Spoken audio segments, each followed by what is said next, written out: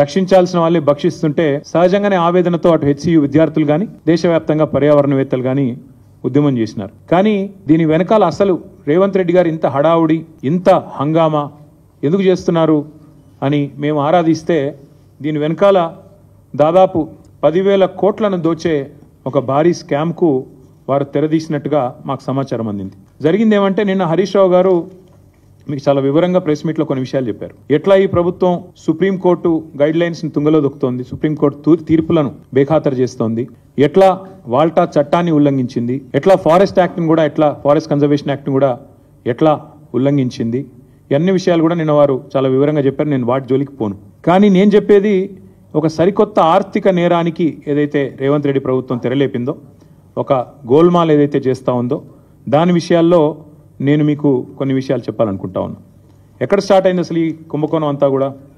అసలు ఇందాక నేను చెప్పినట్టు ఈ భూమి ఏదైతే ఉన్నదో ఈ 400 ఎకరాల అడవి భూమి అనే మాట నేను చాలా స్పష్టంగా అటవీ భూమి అనే మాట పూర్తిగా ఉన్న అవగాహనతో మాట్లాడుతున్నా. అది కూడా చాలా స్పష్టంగా సుప్రీంకోర్టు తీర్పుల ఆధారంగా మాట్లాడుతా ఉన్నాను. ఎందుకంటే నిన్న హరీష్ రావు గారు మీకు చెప్పారు, మీరు చూశారు. సుప్రీంకోర్టు 1996లోనే అంటే దాదాపు 30 ఏళ్ల కిందటనే స్పష్టమైన తీర్పు ఇచ్చింది. అడవి అని ప్రత్యేకంగా రిజర్వ్ ఫారెస్ట్ అని డిక్లేర్ చేయకపోయినా అడవులకు ఉండాల్సిన లక్షణాలు ఉంటే 0.4 క్యానపీ ఉంటే ఖచ్చితంగా అది ప్రైవేట్ ల్యాండ్ అయినా ఓనర్షిప్ ఎవరిదైనా ఖచ్చితంగా దాన్ని అటవీ భూమిగానే గుర్తించాలి అని సుప్రీంకోర్టు తీర్పు ఇవ్వడమే కాకుండా సుప్రీంకోర్టు రాష్ట్ర ప్రభుత్వాలకు ఆదేశం కూడా ఇచ్చింది. ఏమని?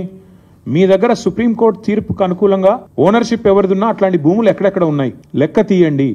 దాన్ని రిజర్వ్ ఫారెస్ట్ గా ఆల్రెడీ డిక్లేర్ చేసి ఉన్నా చేయకపోయినా ఆ లిస్టు మాకు పంపించండి అంటే ఇక్కడ కూడా మన తెలంగాణ ప్రభుత్వం కూడా రేవంత్ రెడ్డి ప్రభుత్వం కూడా సుప్రీంకోర్టు ఆదేశాలకు అనుగుణంగా ఒక కమిటీని కూడా ఏర్పాటు చేసింది ఆ స్థలాలను గుర్తించడానికి. అందుకే 0.4 క్యానపీ ఉన్న ఈ భూమి ఖచ్చితంగా అటవీ భూమి. మీరు చూస్తారు సుప్రీంకోర్టు ఆల్రెడీ దాన్ని అటవీ భూమిగానే చెప్పింది.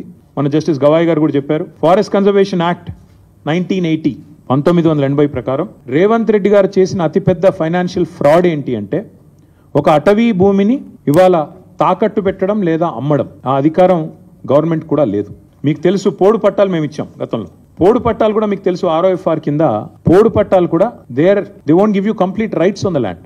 మీరు దాన్ని అక్కడ సాగు చేసుకునే దానికి అవకాశం ఉంటుంది, పొజిషన్కి అవకాశం ఉంటుంది తప్ప ఓనర్షిప్ ఉండదు, దాన్ని అమ్మేదానికి అవకాశం ఉండదు పోడు పట్టా విషయంలో కూడా. అట్లాగే ఈ అటవీ భూమి ఏదైతే ఉందో అడవి లక్షణాలు కలిగి ఉన్న భూమి ఏదైతే ఉందో 1980 ఫారెస్ట్ కన్జర్వేషన్ యాక్ట్ ప్రకారం ఇది మొత్తం రేవంత్ రెడ్డి గారికి తెలుసు. ఆయనకు తెలియదని కాదు, ఆయనకు తెలియకుండా జరిగింది అనడానికి కూడా లేదు. ఇక్కడ ఇంపార్టెంట్ ఇష్యూస్ 2-3 నేను మీకు స్పష్టంగా చెప్తాను.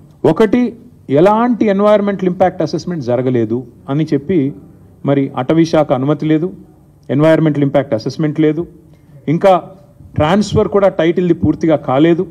అయినప్పటికీ ఫైనాన్షియల్ ఇన్స్టిట్యూషన్స్ని వెంటనే ఆగమేఘాల మీద ప్రభావితం చేసి ప్రభుత్వ అధికారులు మరి మిస్లీడ్ చేసినారా, ముఖ్యమంత్రి వాళ్ళని డైరెక్ట్ చేసినారా తెలియదు, మరి ఒక భారీ ఆర్థిక నేరానికి పాల్పడ్డారు. ఎట్లా చేసినారు ఇది?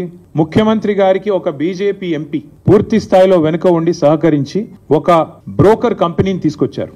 ఆ కంపెనీ పేరు trust investment advisers private limited అనే పేరుకు మర్చెంట్ బ్యాంకర్, బట్ చేసేది బ్రోకరేజ్. వారు ఈ కాన్సెప్ట్ వారికి చెప్పారు.